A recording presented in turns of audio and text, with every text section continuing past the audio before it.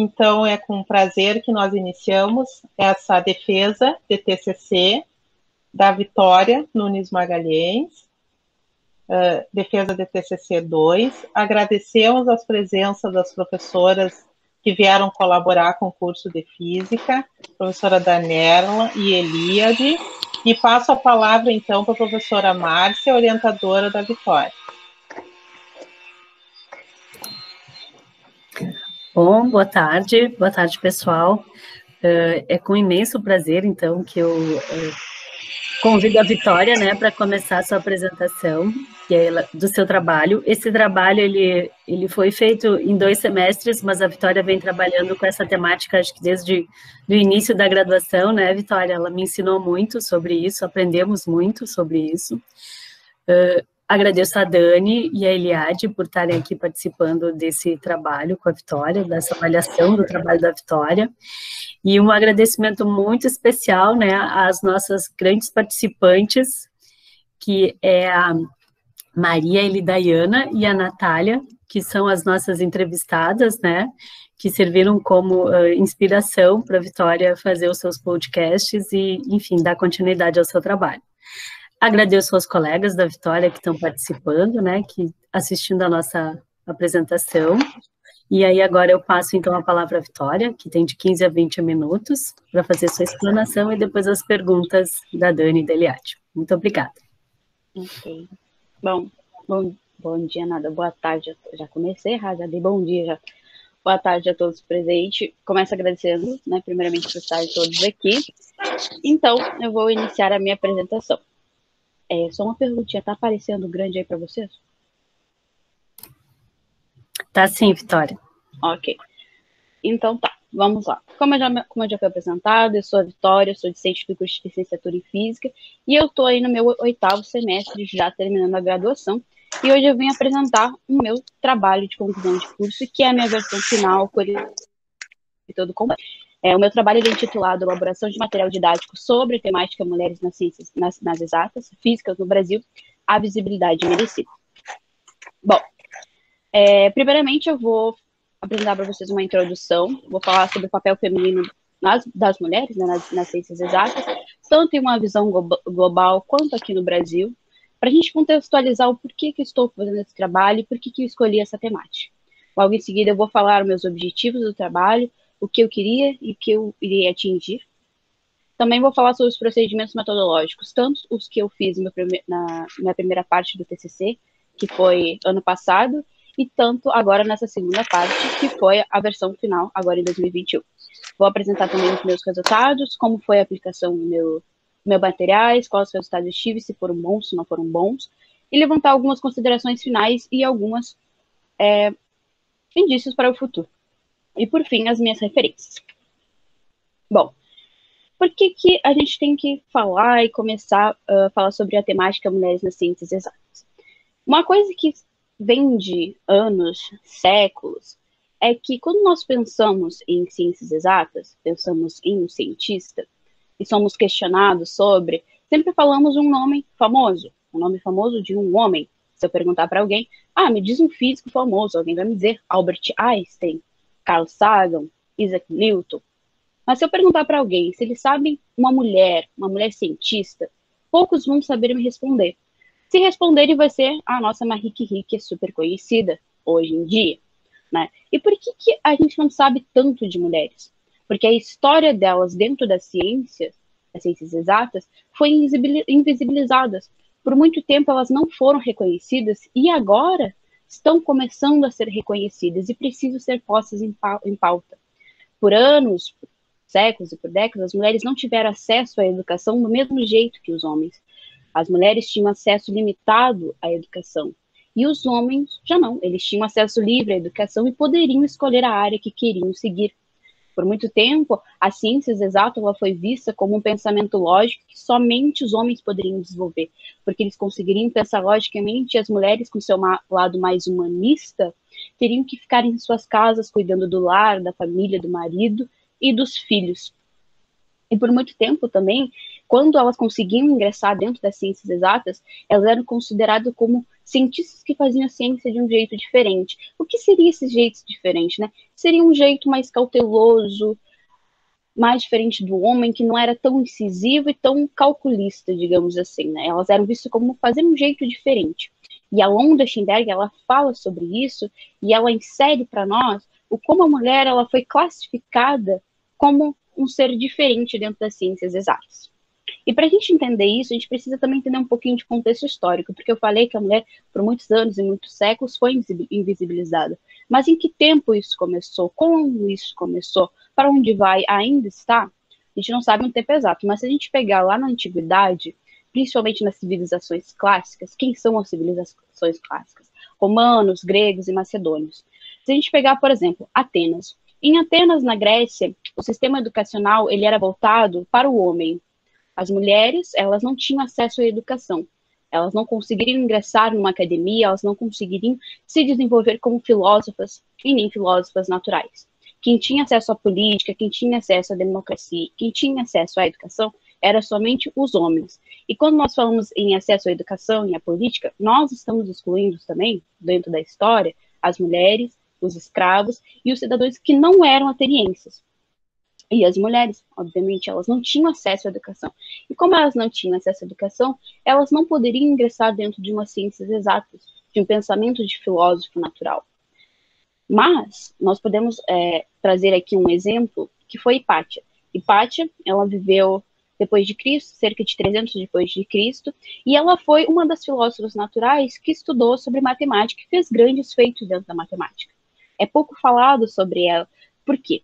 Porque Hipátia, ela conseguiu ingressar, ela tinha apoio do pai dela para ingressar dentro de uma academia, então ela conseguiu chegar dentro da área de educação, e quando ela conseguiu chegar dentro da área de educação, ela fez grandes pesquisas, grande desenvolvimento dentro da área de matemática, dentro da área de física, só que, como ela era vista como uma mulher que não via ela via o raciocínio lógico como uma solução para várias coisas, ela foi dita como pagã, como uma herege que não crê, que não ia de encontro com o pensamento daquela época, e por ela não ir de encontro com o pensamento daquela época, por ser uma mulher e pensar daquele jeito, ela foi morta.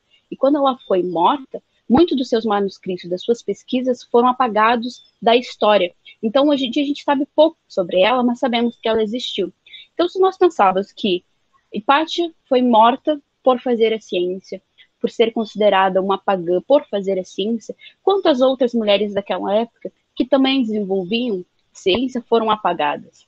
E essa questão de mulheres ser apagadas, ela não mudou muito. Lá no período iluminista, que foi o boom europeu de inovação nas artes, na ciência, na educação, quem conseguia acesso a isso ainda eram os homens. E nesse período, um termo muito utilizado, que também foi classificado pela Londa Schimberg, foi os homens de barba, os homens de barbas, os filósofos de barba. Por quê? Para eles, quem desenvolveria a ciência seriam os homens. E quando você pensa em desenvolvedores da ciência, você iria associar a homens de barba. Quem tem barba é homem. Logo, as mulheres não poderiam ter acesso às ciências exatas, não poderiam ingressar porque elas não teriam barbas, ou seja, elas não eram homens para estar ali. Elas não tinham mérito de estar ali.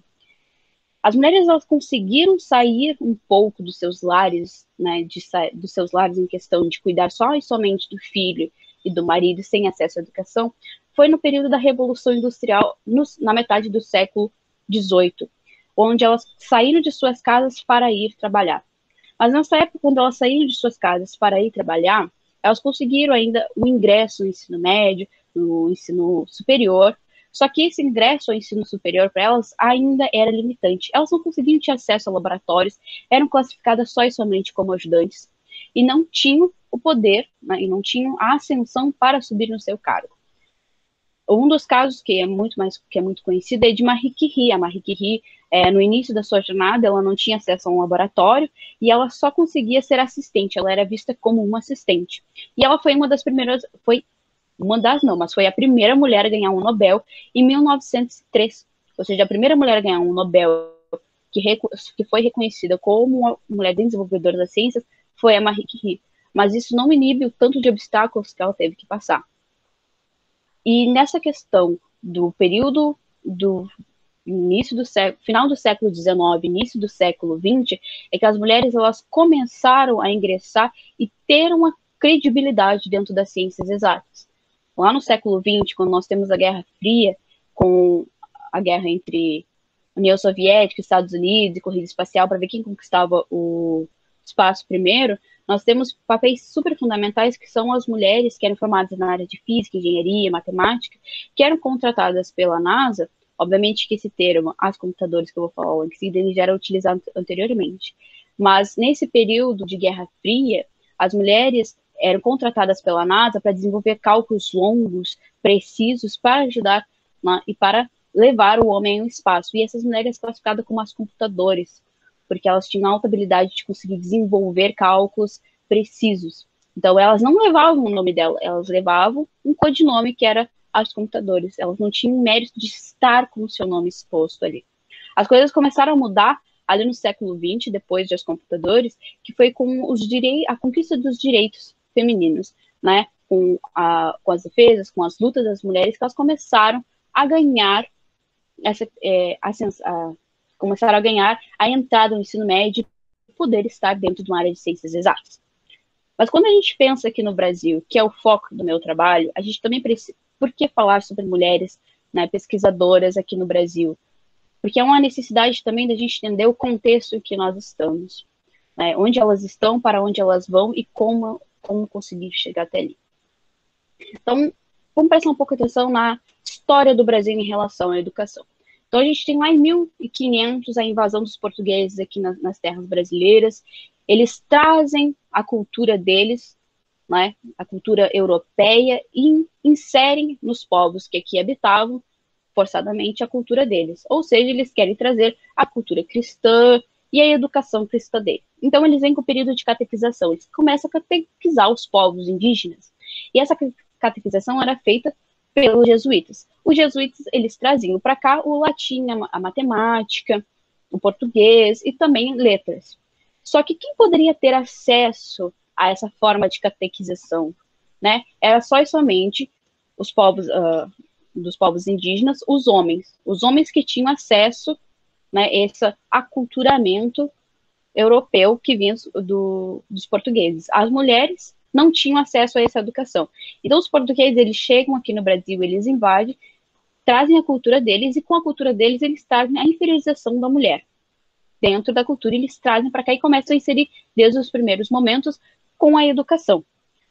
A mulher, ela começa a ter um certo acesso à educação, né, tanto colonas como as indígenas, na Era Pombalina. Para quem não sabe o que era Pombalina, a Era Pombalina era do Marquês de Pombal. O Marquês de Pombal foi um ministro de Estado muito influente, tanto nas colônias portuguesas quanto em Portugal, porque ele trouxe algumas inovações para as colônias. E essas inovações, focando aqui no Brasil, foi a construção de escolas públicas. Essas escolas públicas eram voltadas para filhos de colonos, ou seja, portugueses que vieram do lado de Portugal habitar aqui o Brasil, morar aqui no Brasil. E era para os homens, assim, para os meninos homens, eles tinham acesso a todo o catálogo de disciplinas, matemática, física, todas essas questões. E as meninas, elas tiveram acesso à educação nas escolas públicas, só que elas tinham acesso de uma forma diferenciada. Elas aprendiam latim, mas não aprendiam matemática. Elas aprendiam como cozinhar, como ser uma boa esposa, como ser uma boa mãe dentro da escola. E aí, quando os reis portugueses, né, eles fogem de lá de Portugal, por toda a história que aconteceu lá em 1908, eles chegam aqui no Brasil e eles trazem um ensino superior, porque eles querem, então, que os colonos que estão aqui tenham, né, o acesso à educação, que possam desenvolver as terras brasileiras. E aí a família portuguesa, ela traz um ensino superior, e é só em 1879 que as mulheres, elas começam a ter esse acesso ao ensino superior. Então, antes de 1879, só quem tinha acesso era os homens da nobreza, aqueles que tinham certo capital, não era todo mundo.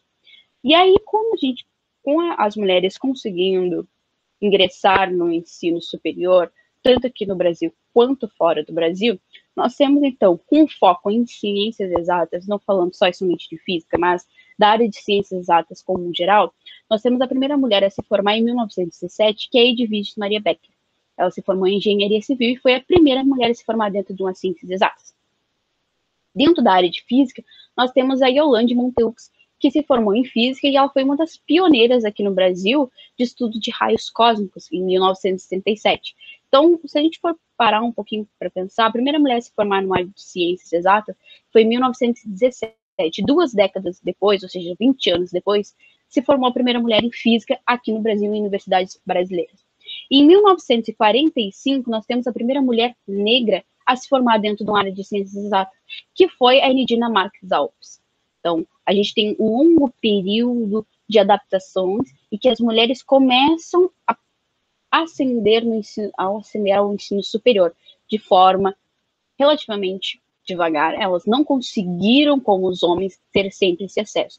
E após as mulheres conseguirem esse ingresso, ainda temos a invisibilização delas. E essa invisibilização das mulheres, ela está presente até hoje, principalmente na nossa educação. Nossos livros didáticos, se formos fazer uma análise, um apanhado geral, há poucos modelos de cientistas mulheres. Sempre quando você vai pegar um livro, principalmente de física, você vai encontrar um Isaac Newton, um Albert Einstein. Obviamente, eu não estou diminuindo eles, mas sim estou dizendo quanto de representatividade os homens têm, né? As mulheres, elas não conseguem ter modelos dentro dos livros didáticos, dentro dos materiais didáticos. E os professores também não levam tanto esses modelos para dentro de sala de aula.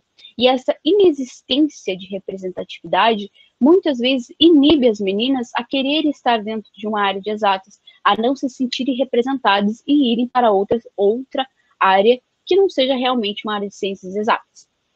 Então, o meu objetivo aqui é falar que há uma necessidade de nós inserirmos papéis femininos, principalmente pesquisadoras brasileiras, dentro das nossas aulas. E dentro das nossas aulas já é previsto pelos documentos oficiais, e quando eu falo de documentos oficiais, eu estou me referindo na Base Nacional Curricular, que é voltada para o ensino fundamental e para o ensino médio, e os parâmetros curriculares nacionais. Eles dizem que há necessidade de falarmos sobre gênero, sobre cultura e sobre história dentro das ciências, ao longo de todo o período educacional, ou seja, de toda a educação básica, há necessidade de falarmos sobre isso. Partindo disso, né, desses objetivos de inserção de gênero dentro das aulas de física, de demonstração de mulheres dentro da área de física, o meu objetivo no meu trabalho era desenvolver um material potencialmente significativo, ou seja, um material incisivo na educação, que ajude o aluno a ter uma curiosidade significativa e que fixe nas suas bases cognitivas para ele ter uma aprendizagem. Foi desenvolver o material. Esse material foi o desenvolvimento de um podcast, porque o podcast ele está atualmente na vida dos alunos. Né? É uma forma de acesso livre, é fácil e é recorrente, e muitos alunos utilizam disso. E o meu material didático iria falar sobre mulheres nas ciências exatas, trazendo pesquisadoras brasileiras para falar sobre suas áreas e que vão de encontro com a temática que é estudada dentro da área de astronomia e cosmologia. Ou seja, o meu podcast ia ser sobre astronomia e cosmologia com mulheres físicas brasileiras falando sobre essa disciplina. Bom, a partir disso, já definindo o meu tema que eu vou desenvolver em podcast, agora eu vou explicar para vocês como foi o desenvolvimento do podcast, como a gente chegou a este material e porquê dele. Lá no ano de 2020, parece que foi muito tempo atrás, né? Mas foi o ano passado.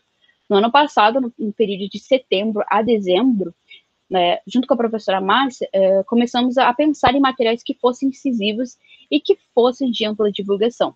Então, como definimos, eu fiz uma pesquisa sobre materiais e chegamos ao podcast. O podcast é um material de fácil acesso a todos os alunos e que está na vida deles. Então, a partir da definição do podcast, já tínhamos decidido que o tema da pesquisa seria Mulheres das Exatas.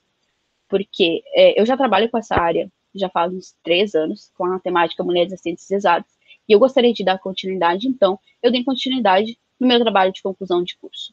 E como teria que ser um material para ser utilizado em física, seria juntar os dois, a física com as mulheres, e levar este conteúdo para dentro de sala de aula. Depois que eu defini todo o meu projeto, eu venho agora em 2021 fazendo o desenvolvimento do podcast. Então, eu fiz uma pesquisa de como construir um podcast, de que ele era constituído, o que eu precisava. A partir disso, eu pesquisei quais pesquisadoras eu ia convidar para o meu podcast.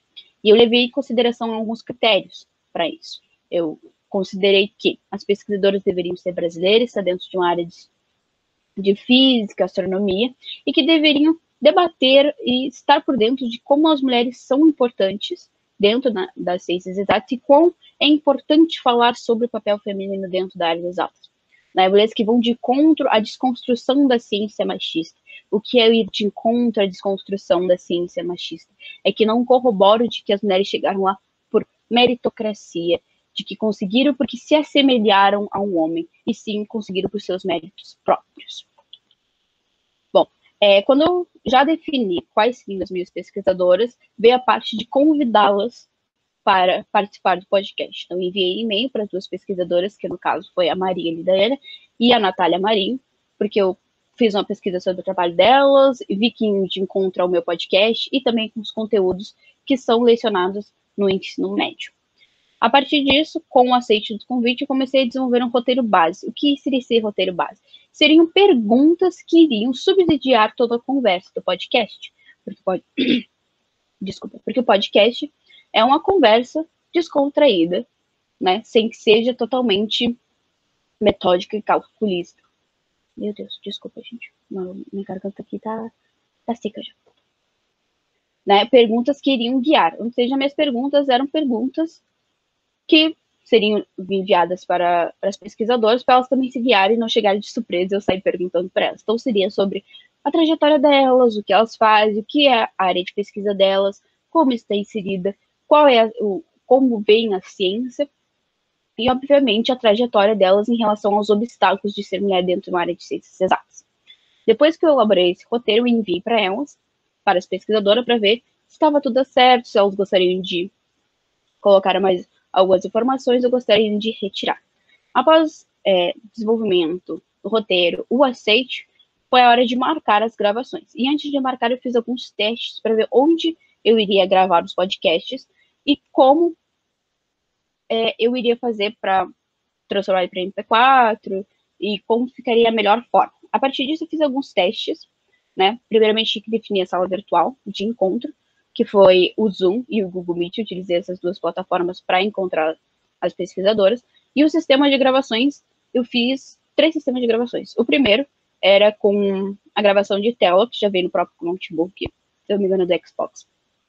Só que ele tinha alguns problemas e geralmente eu não gravava minha voz, ou não gravava a voz da outra pessoa. Testei também o Ocam, só para gravar as duas vozes, só que quando eu testei a minha voz perguntando para a outra pessoa que estava comigo na videochamada, ela saía mais baixa do que da outra pessoa. Então, a partir disso, eu escolhi gravar a minha voz a partir de um gravador externo, que eu baixei no meu telefone, e a partir desse gravador externo, eu consegui, na hora de edição, colocar os 2 áudios separados e, às vezes, poder cortá-los ou não cortar. Então, ficaria melhor até para editar. As gravações ocorreram em abril, foi em 2 dias. No primeiro dia, tivemos uma falha técnica, que foi que acabou a luz na minha casa, então eu tive que passar para outro dia a gravação. E no outro dia foram as 2 gravações, tanto da Maria quanto da Natália. Depois dessa gravação, veio o período de edição. Eu utilizei para edição o aplicativo Vegas, e para encontrar as trilhas sonoras, ou seja, trilhas sonoras de direito livre que eu não precisava pagar e que poderia colocar em sites para divulgação, eu usei o Purple Planet Music, foi de onde eu tirei as trilhas sonoras. E as trilhas sonoras eu queria que tivesse trilhas sonoras animadas, envolventes, engraçadas em alguns momentos, para o ouvinte. Bom, depois da edição, de elaboração e conclusão do podcast, veio a hora de avaliarmos eles. A avaliação do podcast, em primeiro momento, lá em 2020, tínhamos como objetivos inserir ele dentro de sala de aula com os alunos para fazer esse teste.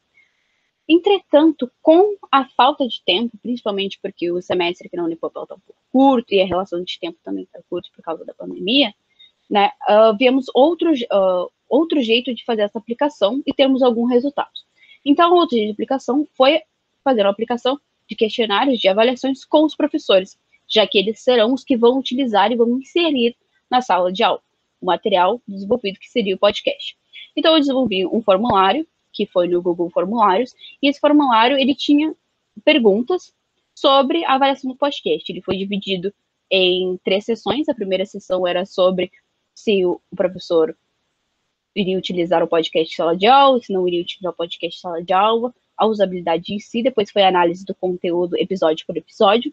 E logo em seguida foi a avaliação de trilhas sonoras e fala da locutora.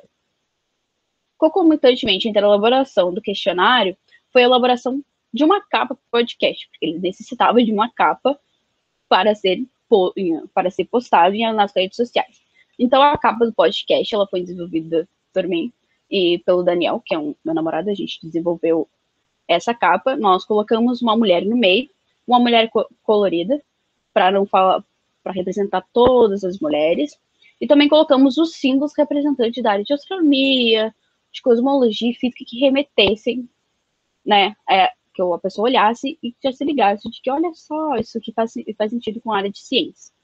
E o nome do podcast também foi definido, que foi Cosmo Mulheres. Esse daí foi um pouco difícil, porque definir um título para alguma coisa é um pouco difícil, porque ele tem que ser chamativo e ir de encontro com o conteúdo. Então, junto com a professora Márcia, nós chegamos ao encontro do Cosmo Mulheres, né? Ligar o cosmo com o universo, estudo do universo, do que compõe e o que não compõe, e as mulheres para representar as mulheres. Bom, enviamos os questionários para os professores da área de física, da educação básica, ou seja, do ensino médio, e logo depois disponibilizamos um material nas páginas do Planetário da Unipampa, ou seja, está no Spotify. Bom, o questionário, no terceiro quesito, ele avaliou episódio por episódio, ou seja, cada episódio foi avaliado em relação ao conteúdo, a explicação, a usabilidade, a linguagem, se é de encontro ao ensino médio ou não, e em relação também à Base Nacional Curricular. O que eu obtive de resultado com essa aplicação com os professores? Primeiro, nós conseguimos enviar para 11 professores de física o questionário, né? 11 professores do quais nós tínhamos acesso a eles e poderíamos enviar por e-mail. Por que somente 11? Pelo curto tempo de execução do podcast. Era um período curto para levar tantos outros professores. Então, desses 11 professores, nós obtivemos 7 respostas. Dessas 7 respostas, 4 são professores atuantes no ensino médio, ou seja, professores que estão em sala de aula. E 3 são professores não atuantes, são professores que ainda não estão em sala de aulas, mas são professores de física que futuramente vão estar dentro de uma sala de aula. E a partir disso, nós tivemos alguns resultados. O primeiro que é super importante de destacar é que todos os professores eles têm conhecimento do que é um podcast ou já escutaram um podcast.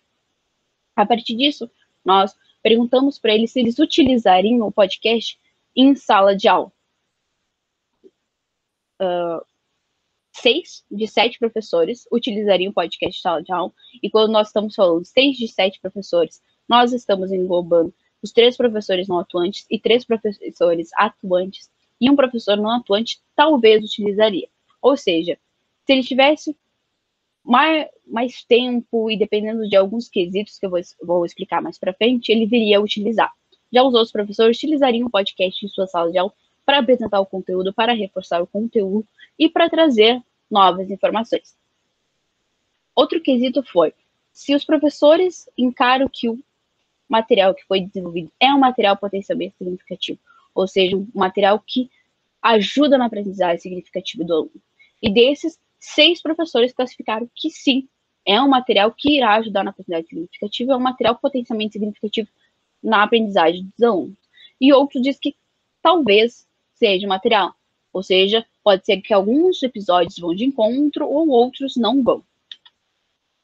Em relação ao conteúdo do podcast, se eles são relevantes para as aulas de astronomia, se eles podem ser utilizados na área de astronomia, os episódios 1, que é o episódio classificado como Universo, que foi feito uma conversa com a Marília e Dayana, e o episódio 4, que é sobre etnoastronomia, que foi uma conversa com a Natália, os professores classificaram como muito relevante, ou seja, eles vão totalmente de encontro com as aulas e com o ensino e aprendizagem no ensino médio. Ou seja, esse conteúdo de universo, que é falado sobre composição do universo, do que ele é feito, e toda a evolução do universo vai de encontro com o ensino médio e a área de etnoastronomia também, em relação às cosmosvisões. Já o episódio 5 é um episódio que foi uma conversa com a Natália, que é sobre mulheres nas exatas, o papel das mulheres nas exatas. 6 professores classificariam como muito relevante, que é interessante levar esse assunto para a sala de aula, para os alunos, para as meninas se sentirem representadas, entenderem totalmente o contexto, e um classificou como relevante. É algo que sim é relevante, mas pode ser que não seja levado em todas as aulas para os estudantes. Já o episódio 2 e 3 foi classificado como muito relevante por 5 professores e relevante para 2 professores. Por que eles classificaram como muito relevante e pouco relevante?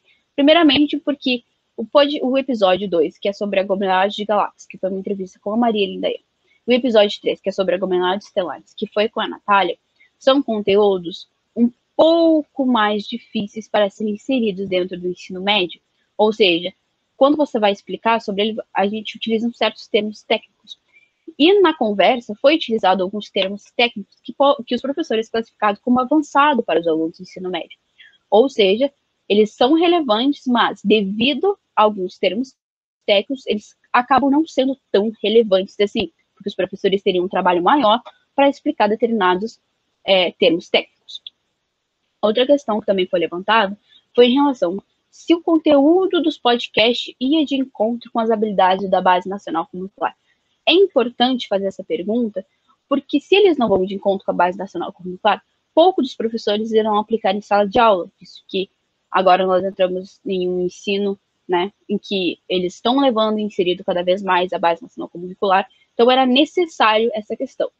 E dentro desse apanhado geral, vários professores classificaram que muitos episódios vão de encontro com todas as habilidades descritas, e outros classificaram que só alguns.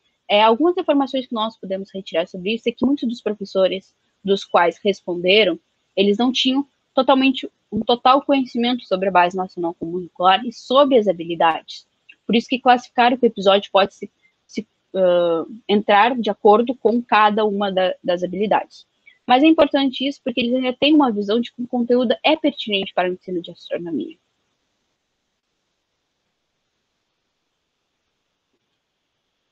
Opa, desculpa. Bom, bugou aqui. Bom, ao final, do que eu posso tirar de considerações sobre os meus resultados?